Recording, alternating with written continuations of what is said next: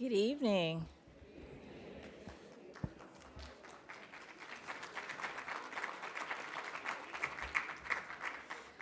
Welcome to the Schomburg Center for Research in Black Culture, where every month is Black History Month.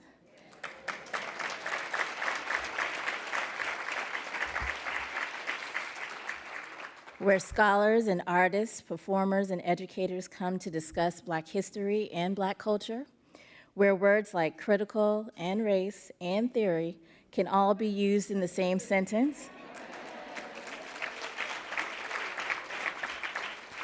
and where access to primary documents, oral histories, and more can help us understand the need for diversity, equity, and inclusion. For nearly 100 years, with its origins at the original 135th Street Library, the Schomburg has been the intellectual heart of Harlem, and we thank you for contributing to the communities that affirm our work every day.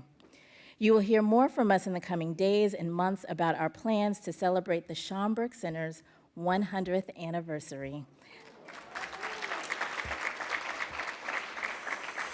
We will launch our anniversary celebration on May 8th, 2025, with our centennial exhibition and celebration.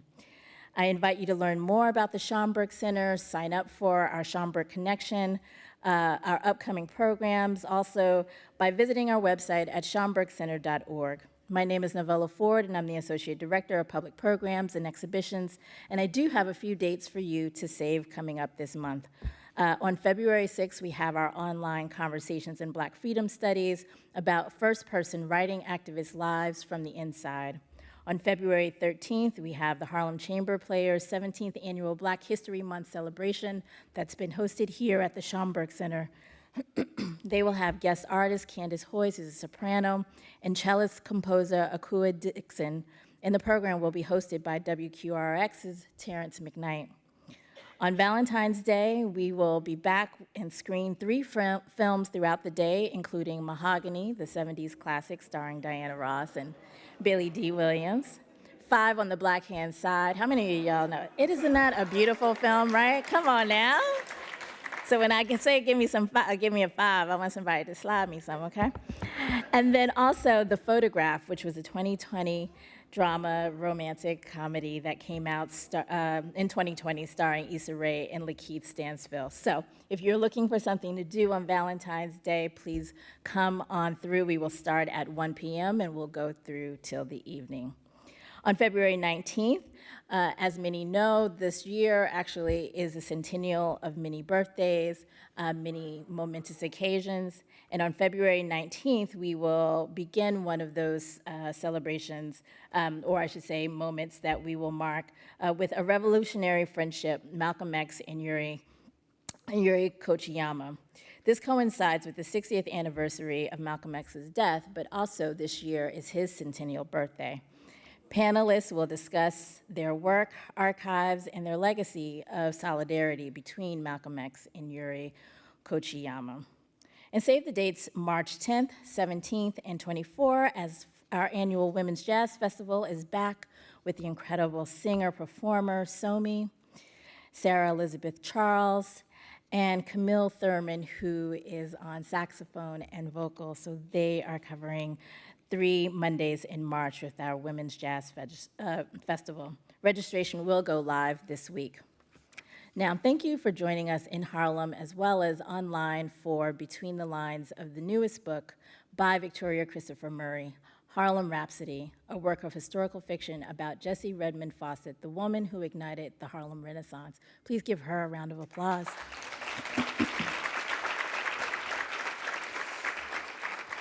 So this is a picture of Jessie Fauset, who was the literary editor of the NAACP's The Crisis magazine from 1919 to 1925, and the first to publish a poem by a young Langston Hughes. She was a mentor and friend to Hughes, Countee Cullen, Nella Larsen, and Claude McKay, to name a few. It was Langston Hughes who called her a midwife to the Harlem Renaissance. Now, one of my favorite historical moments that I learned sort of by bit, but particularly last year, was this fabulous moment on March 21st, 1924, at the Civic Club, where Veronica Chambers, who I think of Victoria in the same vein as Veronica Chambers, who's been doing incredible work over the New York Times, and one of my professors when I was an undergrad, Dr. Eleanor Traylor. Now, Dr. Eleanor Traylor, for those of you who don't know, she was a cultural critic, chair of the Department of English, I believe, at Howard University. But if you were in her class, she told history kind of like it was page 6 in the New York Post. You know, you felt like you were getting the behind the scenes of what was happening with Black folks in the literary sphere, as well as in Black culture and history. And so it was riveting to listen to her talk about history. And so I think of the three of them because these are people who help us enter these historical narratives, whether through the archives, whether through their personal stories, and or through these kinds of works of historical fiction. And so Veronica Chambers recreates this moment at the Civic Club, and she starts the article in the New York Times with Jessie Fauset set inside the Civic Club in downtown Manhattan, wondering how the party for her debut novel had been commandeered. The celebration around her was originally intended to honor the book There Is Confusion, but Charles S. Johnson and Elaine Locke thought the dinner could serve a larger purpose. Now, as I was preparing for this evening's program, we always go into the archives, see what we can pull out to show the audience, just so you can get a taste of what's in our collection. And there was this letter, which you can find in our digital archive. And it was from Jessie Fauset to Arturo Schomburg, and it was dated March 23rd, 1924.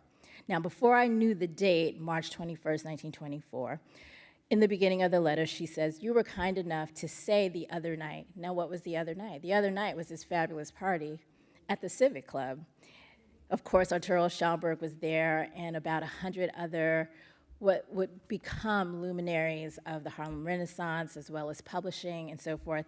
And she asked him if he would still consider getting 25 copies of her book, because just like today, it is important for locations like the Schomburg Center and bookstores, both in your community and outside in other places, to buy books by Black authors and make sure that they get sold and make sure they get in the hands of audiences, because publishing remains hard, and it requires audiences that look like ours to ensure that these books get picked up off the shelves, that get shared around our communities, that are found in the libraries, so that people will know these kinds of authors. And so I wanted to share that letter that was up there just to say everything old is new again, but also we are still fighting the same kinds of fights and challenges that we had even in the 1920s of 1900s, right? So here we are, 100 years later, still having those conversations.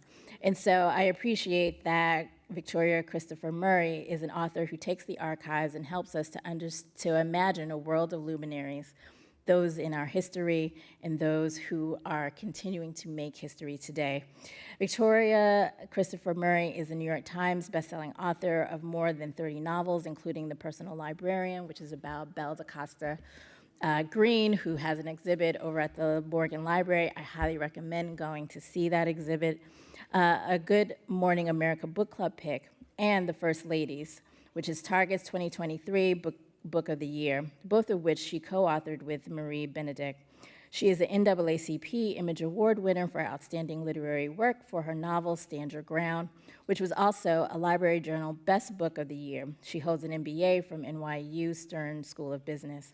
She will be in conversation with Melissa Noel, an award-winning international journalist, host, and media entrepreneur. She has built a distinguished career in television news and digital media with work that centers on reporting issues impacting the Black diaspora internationally. Please visit our Schomburg shop to get a copy of this book and join us for a book signing in the Langston Hughes lobby after the program. I think a lot of y'all already have picked up the book. I saw y'all come in here with your bags. Uh-oh, it's sold out, y'all, so you know what you gotta do. You can order online. We'll get some more books in if you want to order from the Schomburg shop. Everything, the proceeds from the Schomburg shop supports the public programming and other activities here at the Schomburg Center, if you're willing to wait just a little bit longer to get your hands on the book. Also, please take this time to silence your cell phones. And if you're looking to share tonight's program, we are live streaming and it is available online at youtube.com/the Schomburg Center, and it will be the first program playing. With that said, all minds clear? Yes, yes, okay. Please welcome Melissa Noel and Victoria Christopher Murray.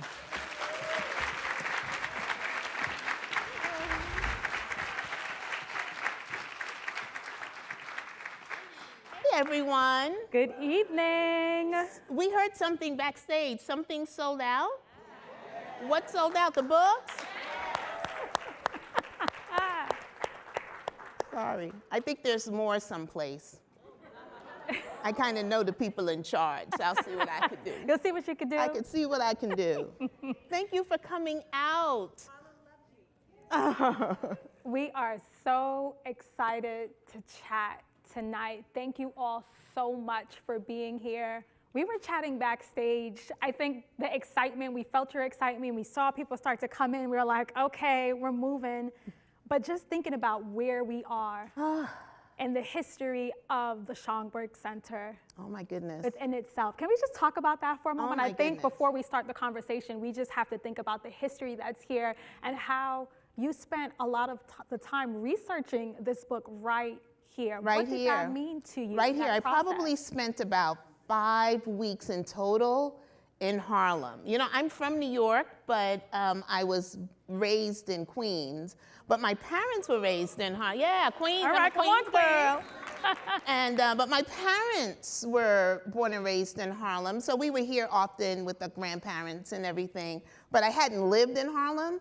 And right now, this is a special moment. I'm going to 20 plus cities. Mm-hmm. The place I wanted to be more than any place else was here at the Schomburg. I mean, it was, all the other cities were set, and my publicist was working so hard, and it was moving, and she said, well, we can move it someplace else. I said, it's the Schomburg, or it's nothing. And so because I feel, and this is so, the reason I wanted to do it here was I wanted to bring Jessie Redmond Fauset home. She's never had an opportunity to have her flowers, and I think this is where she needs to have it all. And this is where she gets her This flowers. is where she was, this is where I was. This is the library of the Harlem Renaissance. So it is an honor, a pleasure, everything for me to be here and to see all of you here. Thank you for coming out tonight. I think that was really the perfect way to set the tone for this evening, just knowing we're here on hollow ground. On hollow grounds. Langston Hughes is here. So much history, so much culture, and at the time we're in right now in our country, right? More important now than ever to ensure that our stories are being told. Yes. So when we think about historical fiction, and you're telling this story, Jessie's story, what was it that drew you to historical fiction, and how did you even come to know her story? I have to say, I felt bad because I didn't know her story. Yeah, how many people didn't know her story? We never heard of Jessie Redmond Fauset before. Before this. So historical fiction actually came to me. I had been writing contemporary fiction, and I met a writer, Marie Benedict, who had been writing historical fiction, and she wanted to write the story of Jesse's on my mind. She wanted to write the story of Belle Costa Green, who was J.P. Morgan's librarian. And she felt that story needed to be told by a Black and a white woman. So it felt like historical fiction came to me, not that I found historical fiction. Thank God historical fiction found me, because this is where I belong. This is where I need to be at this point in my life. I love the idea of bringing these untold stories to life, these hidden figures, these real people who did amazing things and we didn't know their names. And I think that's because no one told Jessie's story before. And history untold is history that's easily erased. And so we have to do everything as Black writers to move into the space to make sure our history isn't erased. Yeah, indeed, indeed, indeed. Yes. Definitely clap for that one. I think that what you said right there was such a great way to kind of move us into this next part of the conversation, telling Jessie's story. You spent 5 weeks here at the Schomburg. Yeah, in Harlem. Here in Harlem, researching. Eating the food. Of course. I went to every restaurant. I can tell you about every restaurant here in Harlem. I mean, would it have been a visit to Harlem without coming? I know, food, yeah, No. food was, I mean, I didn't want to miss that part. So the food, the culture, the people. The music that's playing out of anybody's window at any time of the day. All the things that make it Harlem. Yeah. And so in researching Jessie's story and learning about who she was, you often talk about her in a sense of like, you're here with her right now. Yeah. Why was that such an important part of this book process?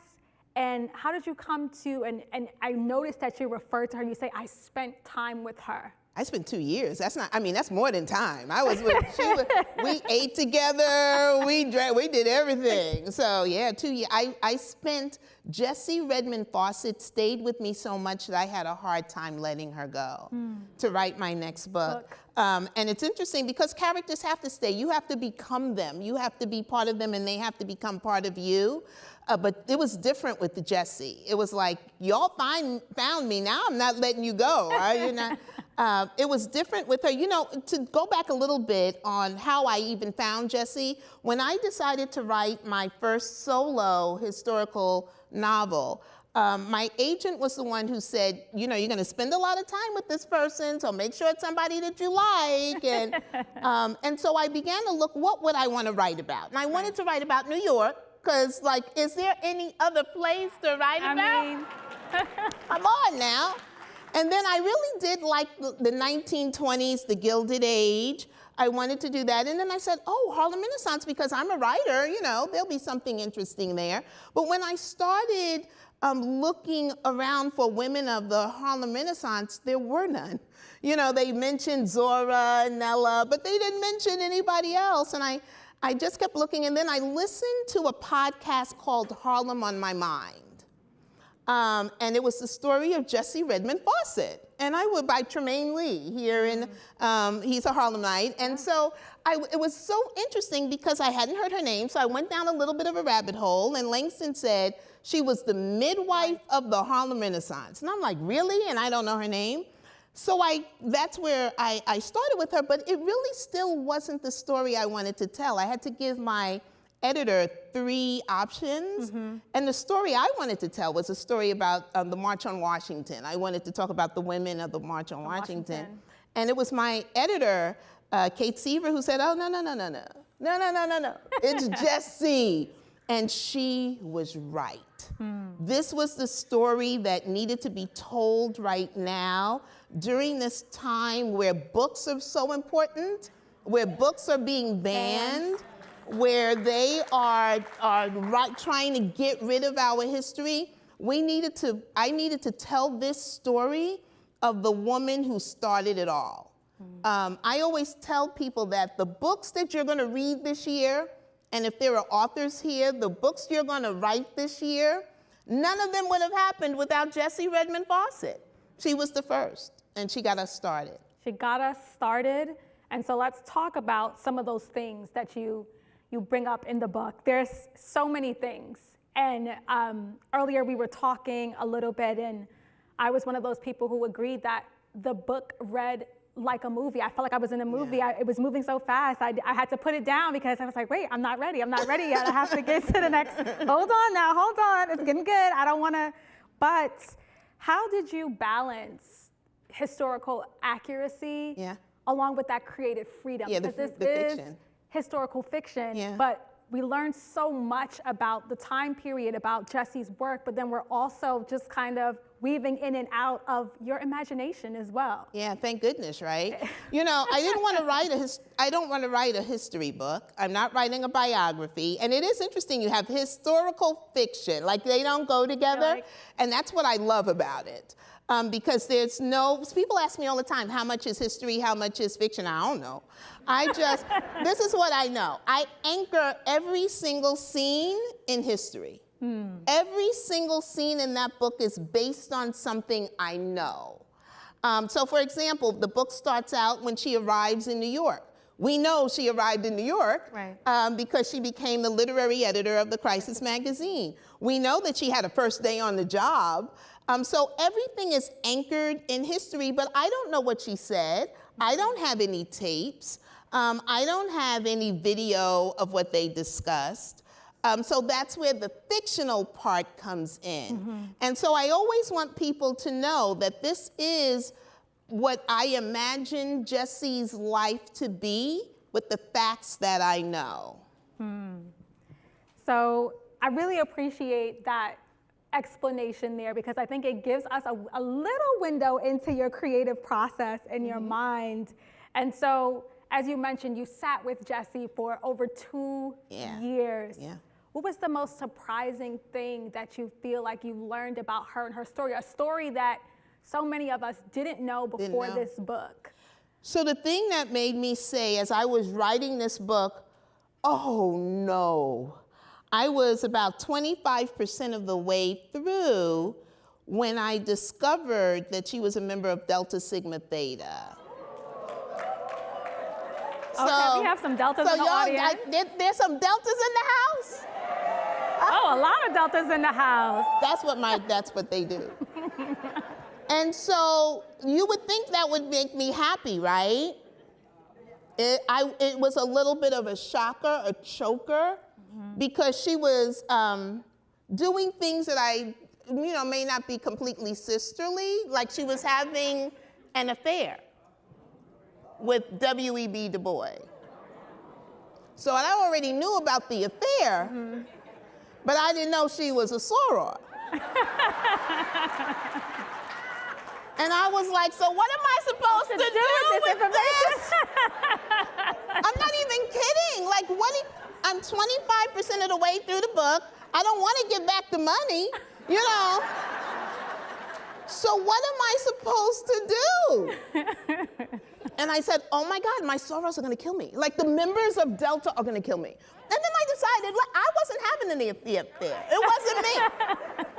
And so I decided, that really was it was a shock. And then I was like, what am I gonna do with this? And I had to sit with it a little while and say, the thing that we know is that people are flawed. People are flawed, and you can be a genius at the same time as you have all these flaws. And so then I just blocked it out of my mind that she was a Delta and just wrote this. I'm not kidding. I'm not even kidding. Let's talk about that a little bit. I think you brought me just squarely into the next question. People are flawed. And so when we think about the time period that Jessie was in, the power dynamics that were at play, the fact that women were still trying to find their footing at that point in time. They didn't even have feet. Like seriously, women, think about this. 100 years ago, a woman couldn't rent an apartment. And she couldn't live alone. She couldn't live alone. She couldn't. It wasn't respectable to live alone. She had, the money. There was nothing that was supposed to be hers. So she had no footing, really. So when it came to really kind of bringing us into Jessie's personal life and telling those parts of the story, when we think about all those other things that were at play, how did you kind of balance, ensuring that we knew how brilliant Jessie was, right? And all that she brought to what she did, and she earned, her space as the literary editor, but then also talk about those flaws and highlight, she was having an affair. Yeah, she was having an affair. I wrote this book with 20th century eyes. And that's how I hope you'll read it. And what I mean by that, if you read it with your 21st century eyes, you're gonna be like, girl, what you doing? It's 2025. 2025, we don't do that no more. But this was 1925, and I want people to remember that. I want people to remember what was a woman's place. And Jessie was taking what the world said was a woman's place and throwing it out the window. And then I was showing you her genius because you could argue that there would have been no Harlem Renaissance without Jessie Redmond Fauset. You could argue there would be no Harlem Renaissance without their affair. And so when I wrote, so people will know, W.E.B. Du Bois brought her here to Harlem to be the literary editor of The Crisis, which was the only place where Black people could be published. But before Jessie got there, there was no creative, there were no literary people there. Mm-hmm. He created this whole thing for her so he could have her clothes. And so what she did, yeah, he wanted her real close. Real close. Her mama said, how far do you live from here? And he said, I live a mile away. She said, well, it won't take you long to get home. And so he did it for a personal, selfish reason. She took it and created a literary movement. And just the genius of that. And I want people to remember that as you're reading it. What she created, who she is, how she did it 100 years ago when women didn't even have the right to vote. So much to unpack here. And you really took me back to that scene in the home when she first gets to the apartment in New York and her mom is like noticing things, not saying anything. But in each chapter, you make us feel like we are right there in the room. Thank you for saying that. You literally, I felt like I was right there with her mom's eyes piercing at her to ensure that she closed that door and she came on upstairs. That's right. Well, the first thing, I used to teach writing classes. I don't have time to do that anymore, but the one thing I used to teach people was the one thing my first editor taught me, which was put the reader there. So when you're reading something, that's why it plays like a movie. I didn't write it that way, but that's the gift God has given me. So I'm happy to hear that you felt like you were right there. Now let's talk about her mother a little bit because her mother plays a very interesting role in this book. Her mother was Jewish. Yeah. Her mother was white. It was her stepmother, but the only mother that Jessie ever knew, the only mother she's ever known. And she may have been white, but she was an integrationist. And she married Black men twice. She was going to integrate this country by herself. She had 6 mixed children, and I'm sure if she could have, she would have kept going. She was going to do it. She believed in the complete integration of the races. And so that's the woman who raised Jessie. Yeah. That's the woman who made Jessie become the valedictorian of the Philadelphia School of Girls, graduating #1 in her class, then going on to Cornell University, being the first Black woman to graduate from Cornell, being what she thought was the first Black woman to be a Phi Beta Kappa, and then teaching at Dunbar High School after she had gone to France. Think about this. You couldn't fly to France back then. You had to take a boat by yourself, going to some place that you've never been. She went over there to study at La Sorbonne so that she could learn even more French. She loved languages. And so she did all of that. That's the genius that I want people to see in this book. That's the woman who came back here and she's like, okay, you know, Will, she calls him Will. Will and I, we got something going on here, but I'm going to have something really going on. And that's when she discovered Countee Cullen when he was 16, Langston Hughes when he was 17, and she just built it from there. Yeah, right. I just want to take a minute to just listen to the audience. There is not a Harlem Renaissance writer that Jessie Redmond Fauset didn't discover, edit, mentor, and publish first. Isn't that nuts? It is. And we didn't know her name. And that's what makes me, it made me sad, but then it's like, okay, this is why we're here, right? This is why we're here. This is why we're in this room. This is why we're ensuring that we continue to be here and show up and have these conversations, because right now there is such a attack on even teaching us these stories that we didn't know. Yeah. You know, and the attack's not going to go away, and they can keep attacking, because the more they attack, the faster I'm going to write. That's right. And so I'm going to find new people. If y'all find somebody, email Call her up. me. I need to know the people, and I'm not playing about that, because one of the things that W.E.B. Du Bois did, and I think it comes out in the story, is he knew that art was activism. Yeah. And so he said that when people were writing these books, when they were writing poems, they had to present the race in a positive way. Right. They had to do something. And so now I've been given the opportunity. Everything in my life is put in place. I have like the best publisher, like the best editor. Like everything is there for me to use art as activism. For me to write these books. This book right here is activism. It is showing who we are, where we came from, how we got these books that we're reading today, how these writers that are writing today, whose shoulders do we stand on? How do these readers who love these writers, whose shoulders are they standing on?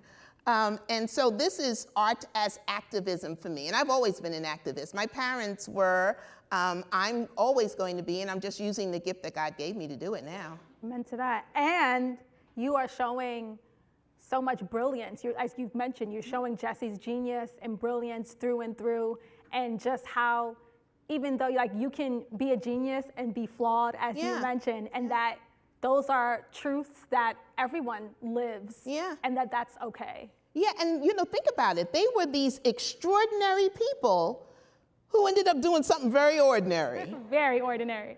And then I think in some ways it could give people hope, because that means that ordinary people can end up doing extraordinary things. And so while they were having an affair, she was discovering Langston Hughes and encouraging him. While they were having an affair, she was encouraging Nella Larsen to write that book, Passing. As they were having an affair, she was writing 4 novels. She was the most prolific novelist of the Harlem Renaissance, and nobody knew her name. She's written 4 novels.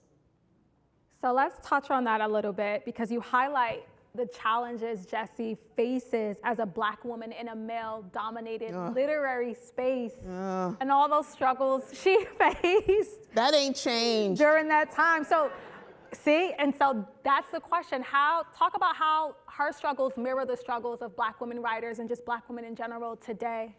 Yeah, I mean, we are still Black.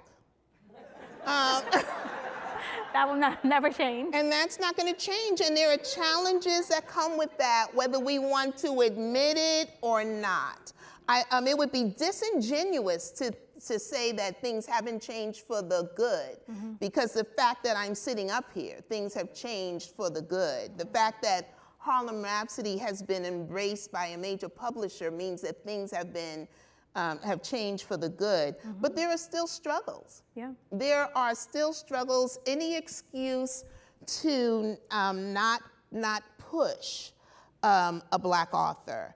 And it doesn't come from the publishers, the outside forces who are like, that's not, you know, she has to prove herself. You know, she hasn't, Victoria Christopher Murray with 30 books, all these movies, she needs to prove herself. Those kinds of things. And Jessie every day she had to prove herself every single day. So we're still doing that. Yeah. I don't suffer from it as much, the sexism in publishing, as she did. There were no women in publishing. And so even the vendors didn't want to work with Jessie. You know, there's a scene in the book where the printer's like, I'm not talking to you. You know, you're a doll, you know, did you go to school? And so he probably hadn't even graduated from high school. She had a degree from Cornell, and he's asking her, had she ever gone to school? Or he asked her, what grade did you finish? And so she had all of those challenges, but not only with those people. She had challenges with W.E.B. Du Bois, who would say, oh, don't worry about the numbers, baby. Don't worry your pretty little head about the numbers. You know, you don't really understand this. I got that. Or when in the book where he would kind of leave out women, when he would talk about he wants to show The importance of showing men. I want to show the important black men. And every time he said that, she's like, and women. And women. And she really pushed the women writers of the Harlem Renaissance. She gave everybody a place, and the bigger names that we know are men, but look at all those other names of Nella Larsen, Zora Neale Hurston, Ann Spencer, Carrie, I can't think of Carrie's last name, I begins with C, but all of these women that she pushed in the Harlem Renaissance. We don't know their names, but we're gonna know their names now because everybody's gonna buy this book, right? And then you're gonna tell 5 people, right? And then everybody who reads this is going to go down that rabbit hole to find all of these writers and say, why didn't I know about all of this? And so there's so much ground to cover, and I think we're getting through a lot of good stuff, and I'm hearing the audience, I'm hearing the interaction. I think that people are getting a lot from this, not only the historical sense, but just the parallels that we see today. When we think about the Harlem Renaissance, not only was it literary, but just culturally overall, it was just, there was so much beauty and culture in what was created that still impacts us today. What are some of those parallels that you are seeing today in that art as activism that we've talked about, and how people are creating and using art as resistance and joy as resistance and pushing back? But we always have, haven't we? During the 60s, that song, A Change Is Gonna Come. Marvin Gaye, What's Going On? I mean, we have always used music. We have always used art. We have always done it. And I think because of the time we're in now, I think there's going to be a rising of this. I think you're going to even see more stories about Harlem. I know 2 writers who are working on stories now. Rashonda Tate is working on a story right now about Hazel Scott and everything that she went through with Adam Clayton Powell. And Tiffany Warren is working on a story right now about Yolande Du Bois and Countee Cullen and James Langford, I think his name was. And so you're going to see even more stories because there's so many hidden stories right here. It's almost like when I walk down these streets that I've come to know very well, like I can hear people, I look around, and I know it might seem strange, but this is how writers work. I look around and to look for the voices and to see the stories and what the that are streets still, are saying what the streets are saying, and the stories that are untold. I think that's so powerful right there. What the streets are saying, what stories are untold, and there are so many. There's so many hidden here right in Harlem. And like you said, you're gonna be writing as fast as you possibly can. The more you know what, I almost need them to ban some books. Go ban one of my books. No, actually I had heard that my novel Stand Your Ground had been banned in some places in Florida. That's okay. More people are gonna read it.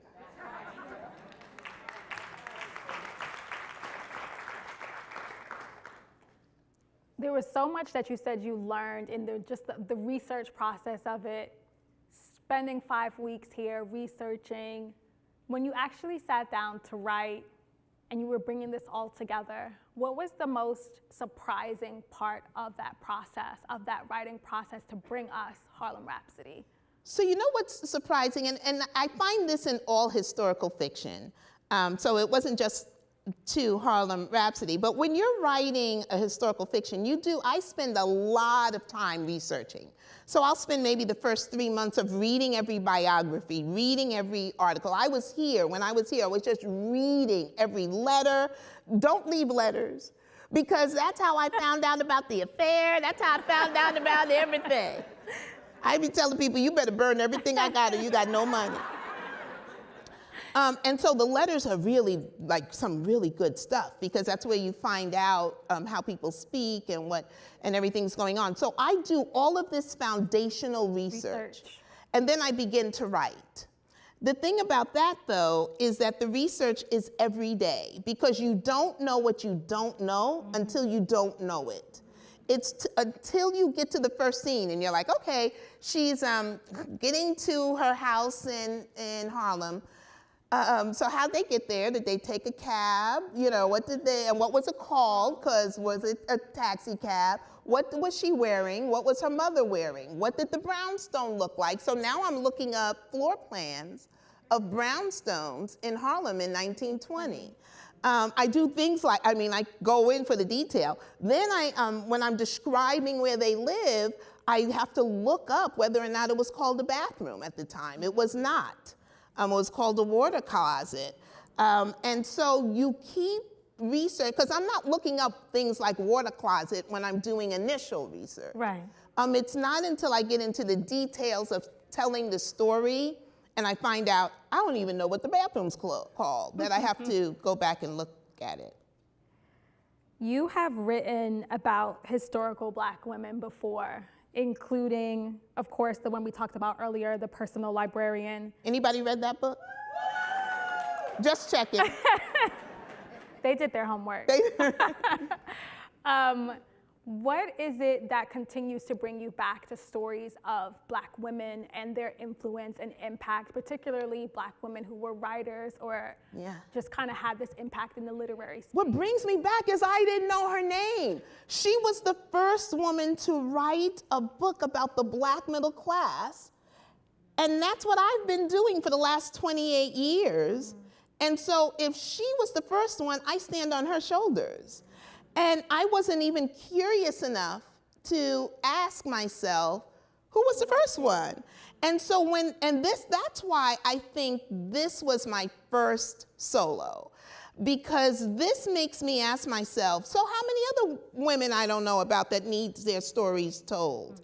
And there's so many of them. And this is not a little hidden figure. She started an entire literary movement.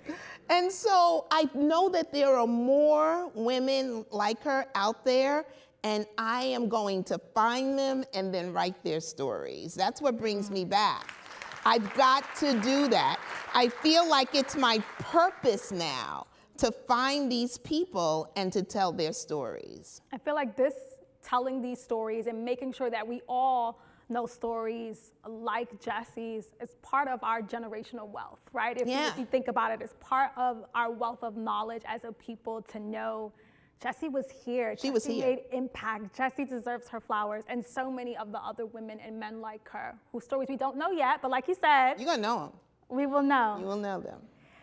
What would you say was your favorite part of the book? I know this may be difficult. Ooh, but that's a good question, though. That's a good question. There were so many scenes that I loved. I loved when she worked with Langston Hughes. I think maybe my favorite scene is when Jessie and W.E.B. meet Langston for the first time. And they invite him to a place called the Civic Club downtown. Because think about this. These people were the talented 10th. 50 years after emancipation. So they were first generational people getting their degrees, masters. W.E.B. was the first Black man to get his PhD from Harvard. So they were living this wonderful life here in New York New York was the Jim Crow of the North. They couldn't go into most restaurants. So they were living this fabulous life, making all of these, having all these accomplishments, all of these achievements, and they couldn't go into the restaurant. So it must have been an interesting life for them. And that's the kind of people that they were. They were still able to create, even in the middle of being treated like second-class citizens. They were still there to create and to make a difference. And that speaks volumes to just not only who they were, what they represented, and the impact, because we're still feeling that impact today, for sure. Yeah. And I'm hearing the yup. I love this audience, love this audience.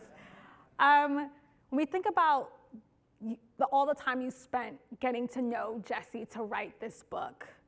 If we were putting on our creative thinking right now, what would you say that Jessie might say to Black women today, particularly the 92%, right? We may think of Jessie as one of those women who may have, we can imagine she may have been a part of that 92% just by her thinking, her writing, everything. She would have been one of the 92% by far, right? What do you think she'd say? So if she were here today and part of the 92%, I think Jessie, based on who she was back then, a lot of Black women, rightfully so, right now are saying we need to rest. We need to rest.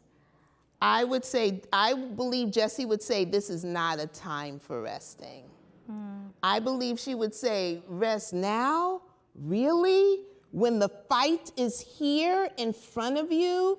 I think she would say, this is not the generation that's gonna get the time to rest, boo. This is the one where we have to keep fighting so that maybe the next generation can rest, or the next one, because if we rest now, it's over. And so I believe she was an activist. She fought. She was a civil rights activist. She wasn't going to stop. She never stopped. I don't even know how she had, you know, most of us get 24 hours a day. Somehow she got like 34 hours every day. Because think about all that she accomplished in a day. And can't stop, won't stop with her. And I think that's what she would say to the 92%. But she'd lead the pack. She'd like, come on, sisters. We got work to do. Come on, we have work to do. Can't rest, not in this moment. Can't rest yet.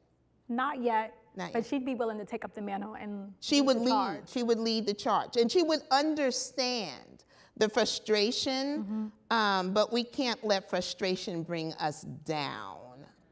Because we have generations behind us that we have to think about. You know, we have our children, we have grandchildren, and if we're resting, they're in trouble.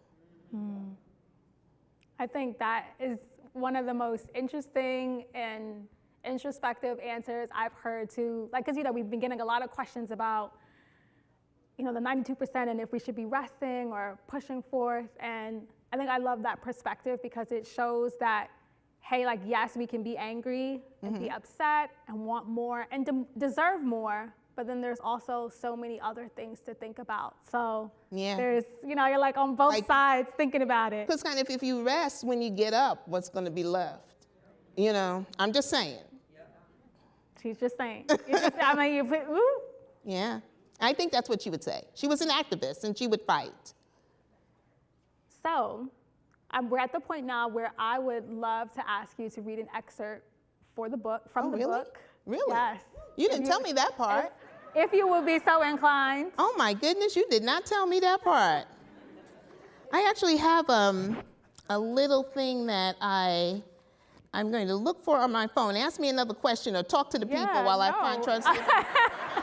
Look, we're gonna see if I can find this, because I would have been totally ready but I think I have something on here. I'll see if No worries. And in the meantime, I think what I wanted to kind of touch on next was you told us how you think Jessie would respond today to the 92% and people being weary right now and feeling the anxiety right now. But in terms of how her words and what you learned about what she wrote, how do you think that we can take those words and it can inspire, right? We're projecting what we think she might say, but how can we go back to the words she actually wrote on paper for inspiration? I think if you read, when you read this book, I think you will be inspired by this woman who lived 100 years ago and who had that kind of fight. And where did she get that fight? And where did she get that gumption? And what did she do? And she did it because she had to. And here's the thing, she did it for us. And so are we gonna rest now? She did it for us. So I found my chapter, because I'm always kind of prepared. Always ready. I mean, I'm kind of prepared. I didn't know I was gonna do this, so here we go. So this is the opening, and I'm not reading very long, because I always find reading to adults to be very, strange. But I'm going to read the opening chapter where She's just arriving in New York, and she is so excited. And remember, her name is Jessie, and she arrives with her mother. So I thrust open the taxi cab's door, and the moment my shoes hit the pavement, a cacophony of city sounds welcomes me. It is the music that enraptures me first. I can't sleep at night, I can't eat a bite. From a Victrola perch near an open window, the lyrics from Harlem Blues float down, and then Mamie Smith's contralto drifts into the breeze. The joyous sound of two giggling girls skipping past draws me away from the song until I hear a man shout, "You're just bumping your gums." And laughter rises from a circle of men dawdling in front of the barbershop a few doors away. I stand trying to absorb it all, the patter of 1,000 footsteps of men and ladies and kiddies rushing past me, motor cars chugging and clanking and clicking behind me, honking horns, squealing into the air. This is not a cacophony, this is a rhapsody, and my heart races to match its beat. Jessie. I face my mother, and I'm surprised to see her brown eyes framed by a frown. She points to my valise on the sidewalk next to hers. "Are you expecting me to carry both?" Oh, I laugh. "Apologies, my mom, but we're in New York." I twirl in front of her, and my wrap coat billows at my ankles. "You're behaving as if you've lived in a big city." "Well, Mom, you cannot compare Philadelphia and Washington, D.C. to this. New York is everything. It's music, and it's theater, and it's, come on." Carrying my valise, I rush toward the brownstone. At the first step, I glance over my shoulder, and my mother is standing in the same spot. In her gold overcoat and matching cloth, she is as fashionable as any New Yorker, but her eyes are wide as mine as she soaks in the city's vivacity. My heart swells for the woman who didn't birth me, but who, for the last 25 years, has nurtured me with such love. "You were born from my heart," she's told me since I was 12. Over the city's music, I call out, "Come on," in the same tone that she had just used with me moments before. At the front door, my hand trembles with excitement, but before I can insert the key, the door swings open. "Will, welcome to New York," he says. I study the man that I had first contacted when I was a student at Cornell University some 16 years ago. His mustache has been trimmed since I last saw him, and there is a bit more silver blending with the jet black of his beard. As always, he's dressed impeccably in one of his brown three-piece wide lapel suits, but tonight he wears a formal bow tie rather than the neckties I know he prefers. The twinkle in his eyes draw me closer, but just as I reach for him, I remember my mother. How had I forgotten her so quickly? Well, that is the effect of W.E.B. Du Bois. His mere presence emits a magnetic force that is difficult for me to resist. This is a reminder that now, living in New York, I must be measured in my actions. This will be different from seeing Will on his occasional stopovers in Washington, D.C. I shift so my mother can enter our new apartment, but she doesn't take a single step. She expects an introduction. My mom, allow me to present Dr. William Du Bois. Mrs. Fauset, it is my absolute pleasure to finally make your acquaintance. He takes her valise. My mother's smile has vanished. She steps over the threshold and greets Will with nothing more than a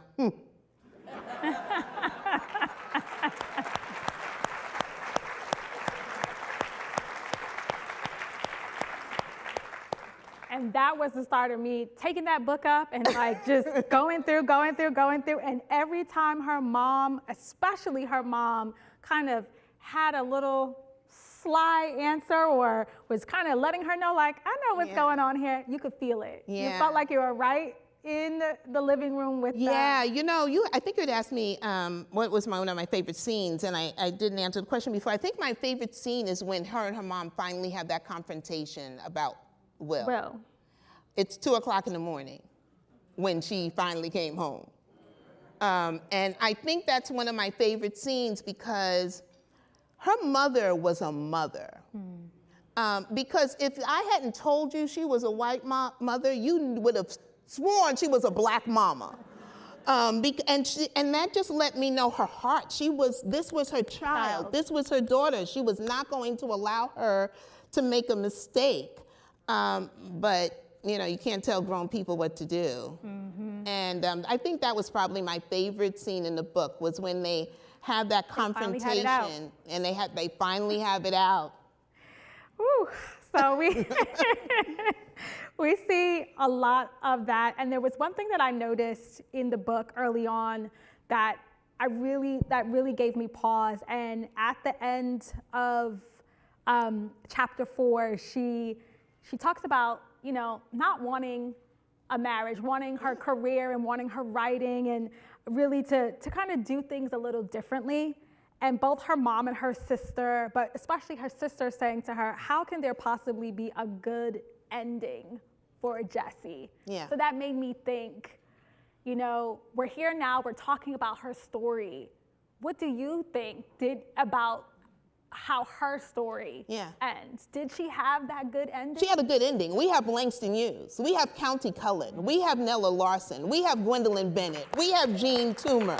We have all of these people. She had a good ending, because I think your ending is, what do you leave behind? What is her legacy? And if I could have half of that legacy, she had a good ending. And sometimes our endings are not what we want them to be. And I don't want to say anything about the way the book ends. Of course not. Gotta buy the book. Yeah, you have to buy the book. And then we could talk about it afterwards. We'll have a follow-up or something. But it may not be the ending she wanted. It was the ending she was given, and it was a really good ending. And it's interesting, though, because her life was not much different than ours, where we have to make decisions on whether we're going to have careers or whether we're going to have families. She was very clear. I don't want to marry W.E.B. Du Bois. He cheats. She did not want to be married to him. And he became convenient for her, too, because she didn't want a husband. She wanted a career, and that's what she found. I love how that was placed in a part of the book early on that just had me thinking throughout the whole thing. I'm like, okay, is she gonna have an ending? Did she have a good ending? And that's an interesting point, yeah. And that answer there, I think really just sums up, like, we're here today. We're here, right? We're here. We're here. We wouldn't be here. Yeah, we would not be here without Jessie Redmond Fauset. So we're here. She had a great ending, and I hope she knows it. I want us to know it, and I want her to finally have her flowers and her celebration, everything that she deserves, because of all of those people and all the legacies and all of her own writing. I read every issue of the Crisis magazine from October 1919 to January 1925. I read every single issue so that I could get a feel of the time and what was important to them. And those were all the issues that Jessie was running the magazine. Because he called to the literary editor, and then he went abroad. And he left her to run everything. And she ran everything. And she increased subscriptions and everything. So she was doing the work. She had a wonderful, wonderful legacy, because she wrote more than anybody during the Harlem Renaissance. She has 4 novels. Look them up. Read them after you read Harlem Rhapsody. So I have one more question for you, because of course we want to take some time and open it up for questions. We've been hearing all the great feedback, the amen. This is a great audience. What is it that you hope that everyone who reads the book takes away from it, not only about Jessie's story, but what they could find for themselves within that story? Yeah, I hope they take away, everybody here, I hope you will take away the charge that she's given us. She's given, in her story, she never stopped, and she fought for everything that was important. And she's left footprints. She's left the footprints of what we should do and how we should follow and how we should use art as activism and anything in your life that you can use as activism. And this is, if we didn't need activism before, we sure need it now.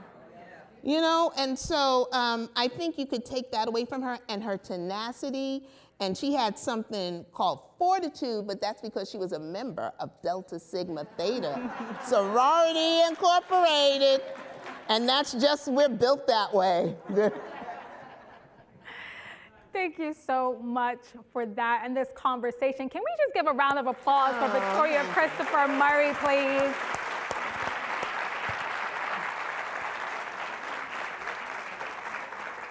I feel incredibly grateful to have had this conversation with you this evening, and I want to give the audience, of course, an opportunity to come up. There are microphones. I think there's one here and one there. If you can come and step up to one of the microphones if you have a question. And this is my favorite part. Or So if you Victoria, don't be ask shy. questions, I'm going to start calling on people. Wait, you're giving homework and That's you're right, calling people that's out? So you have to, we see folks heading to the microphones. You'll need to And head there's to the lights there, so microphone. I'm trying to light. Hi, I'm Malika Walker. Hi, good to see you. Good to see you. Been on this journey with you since Temptation. Oh my God. So I wrote Temptation in 2000. I mean, I wrote it before, but it came out in 2000. So I was about, what, 6, and you were, and you were about 4. It's been ages, but one of the things I wanted to ask, this cover, Oh, isn't it beautiful? it's breathtaking. It's the most beautiful cover you've ever seen. You know, what's so interesting, first of all, when I told you that I'm in the right place now, with the right publisher, with the right editor, this is all of this project is them. And so this was an artist who painted this cover. Oh, wow. Because what Berkeley wanted was something that really reflected the Harlem Renaissance. And so I remember when we first, it's a funny story because there was another cover that they had done that we loved. Like, I do everything with Rashonda Tate. So Rashonda and I love this cover. Yep. And then when we were, they told us, no, that cover wasn't gonna work. And we all like almost cried, no. But we're smart enough to listen to the experts. They wanted something, they said, a little bit more sophisticated and everything. This is what came back. And when I first saw these colors together, you know, you don't see orange covers, right? And then there was green. And I'm a member of Delta Sigma Theta, and I said, so now, I'm like, I got my Soror having an affair, and I got a green cover. My Soror, this isn't gonna work. They're really gonna kill you It's now. not gonna work. And then my Soror still say, ooh, that's a whole bunch of green on there. But it is just breathtaking. It's beautiful. It's a piece of art. It is, yeah, it is. Did you fall in love with when you first saw it? Like, When I first saw this one, yes. Now, I had fallen in love with the one before, and so I was like, they can never top it. They should let us, but we knew to go with people who were smarter than us, and they came up with this. I loved it from the moment I saw it. yep, thank you. Thank you.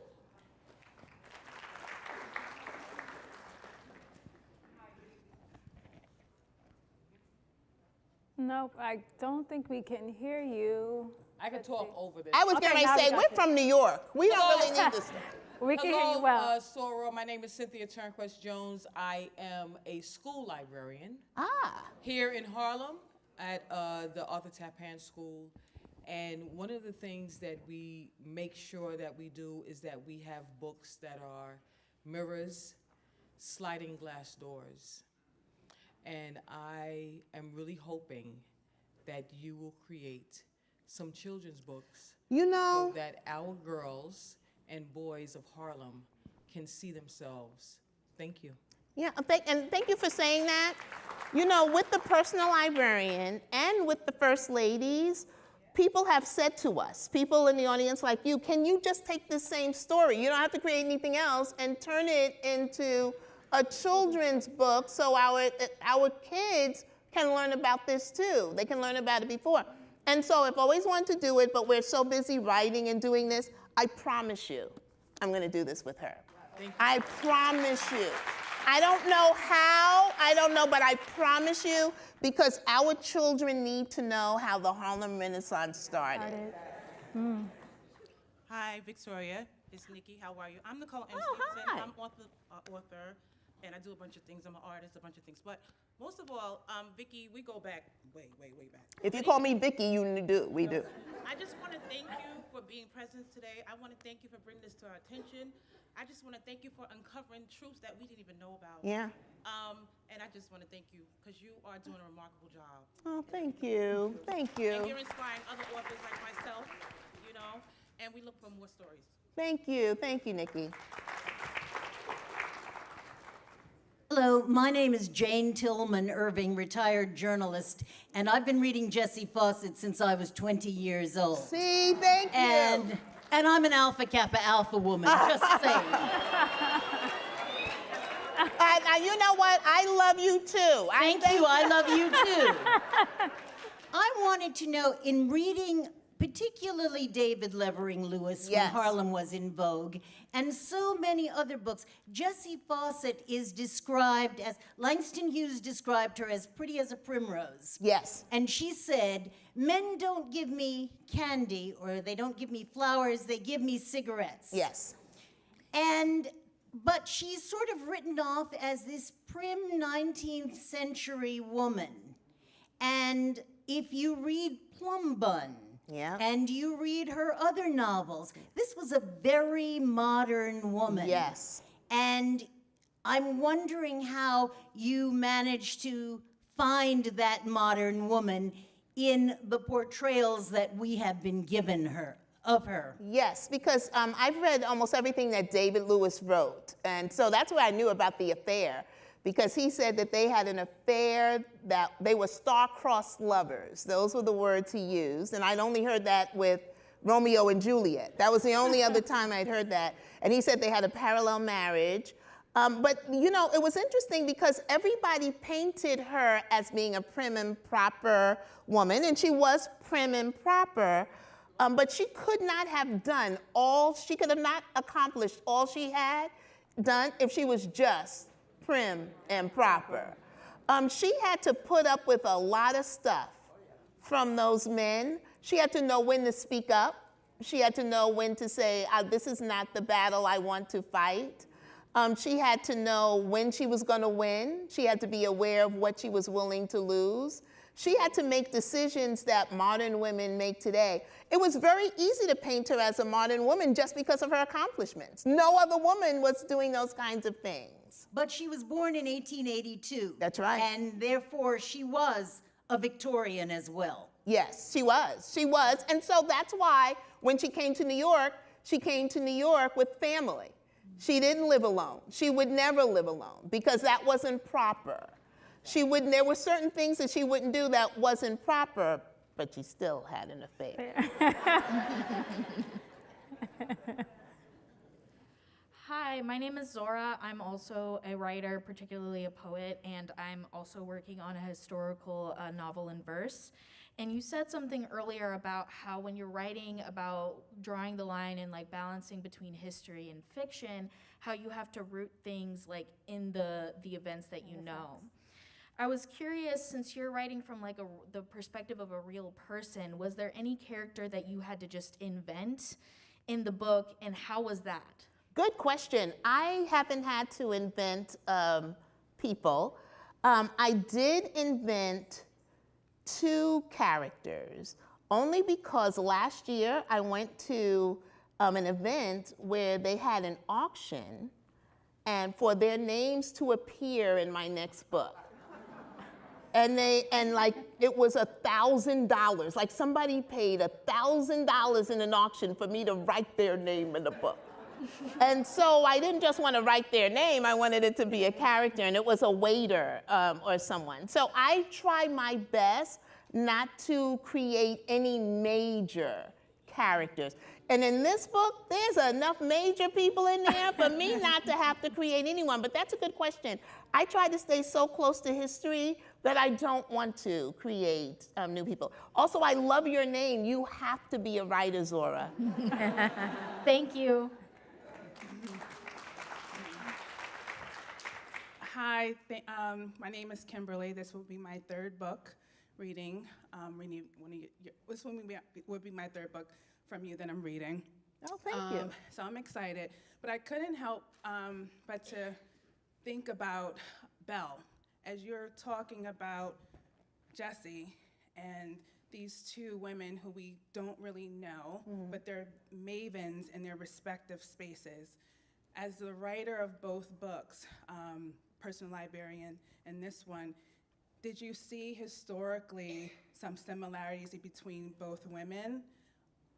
Or because you're writing about these two women, do they cross over from a literary standpoint? It just seems like there are a lot of historical similarities. I was just wondering what's your thoughts on it? Yeah, there was a lot of crossover because of the time period. And it was very interesting because Belle was passing and Jessie was writing about passing. Jessie could have passed if she wanted, she would have had a situation that Belle had where black people would be like, really? And then, everybody else she would. But I saw a lot of those kinds of similarities, a lot of those kinds of things that they were doing. They both knew of what was going on at that time. And they both had to struggle and fight against sexism. And even Belle had to fight against racism. That's why she was passing. Okay. Thank you. Hi, Victoria. It's Miss Tony. Hi, how are you? I'm good. How are you? I just want to go back a little bit from what you had shared with us earlier. We learned so much about Jessie and her journey. But I want to go back because I do know some of your journey. You've been on my shows a couple of times, and I've been one of your former students. But you say, I wanted to know your biggest takeaway because, like you said, you didn't start off as a historical fiction writer. You started off as a contemporary writer. What is your biggest takeaway from your early days for you to give us this powerful historical fiction today? That's a good question. I think what I bring to historical fiction because of my contemporary novels is I know how to write drama. I write books that end up on Lifetime TV. That's right. And so if you could write a book called Lust, you can bring drama to historical fiction. I think that's part of putting the reader there. So I've never been asked that before, but I think all the books that I've written in my past help me to write a book that's not filled with facts, but remembering that you still want to be, I'm still an entertainer. I still have to write books that you're gonna wanna turn the pages, and the best compliment I get is you didn't wanna put it down, but you learned a lot. Right. And that means I'm doing what I'm supposed to do on the historical side, and I don't forget that I'm writing fiction. And that's what I bring with it, bring to the table. I just wanna say, Victoria, you have made me the editor that I am today. And you're a heck of an editor. Taken from you. Yeah, a heck of an editor. Well, I used to be one of the best editors around. Now it's you. Okay. Thank you, Victoria. Thank you. I just want to thank you all for being such an attentive audience, but I also want to lift up the name of Ann Petrie and thinking about women who stand on the shoulders of someone like Jessie Fauset. Ann Petrie in the 1940s becomes the best-selling, first Black author, any gender, any non-gender, person to sell over 1 million books. She was the Beyonce of books, right? Yep. It's called The Street. We have what survived of her archive here at the Schomburg Center, and there are incredible letters that really, they go kind of through the process of her publishing that book, getting that book out into the world. So you mentioned correspondence and the things that you learn inside of those correspondences. While she destroyed quite a bit of her archive in her personal journals. There are really incredible things to read in there. And then I wanted to bring up someone else, but someone asked a question about Belle DaCosta as well, Green, because I was curious as well. These are women who also had a lot of gumption. Again, Victorian, but Belle DaCosta Green was also having an affair as well. And if you don't know her story, I highly recommend looking her up, reading Victoria's book, and also going to the Morgan Library for an incredible exhibition that they have of her. The best exhibition I've seen of any place. Yeah, no, it's amazing. pretty incredible. And then also, I just want to make a mention of our James Baldwin exhibition that will be up until the end of February. Last year was his centennial birthday, and we have his collection here.